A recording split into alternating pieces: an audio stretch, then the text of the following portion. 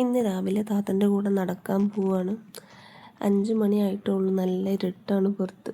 ഇതിൽ നല്ല ഉറക്കമാണ്. എണീക്കണേന് മുമ്പേ വീട്ടിൽ തിരിച്ചെത്തണം. അങ്ങനെ ഞങ്ങൾ നടക്കാൻ തുടങ്ങി.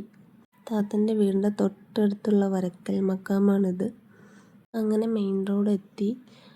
ഇത് താത്തൻ്റെ ഫ്രണ്ടാണ്. ഇവർ സ്ഥിരം നടക്കാൻ പോകുന്ന ആൾക്കാരാണ്. റോഡിലൊന്നും ഒരൊറ്റ വണ്ടി പോലും ഇല്ല. നല്ല സുഖമുണ്ടായിരുന്നു നടക്കാൻ. അതുപോലെ തന്നെ നല്ല തണുപ്പായിരുന്നു. അങ്ങനെ ഞങ്ങൾ നടന്നെത്തിയത് ബട്ടോട് ബീച്ചിലാണ്. ഇവിടെ തൊട്ടടുത്ത് തന്നെയാണത്.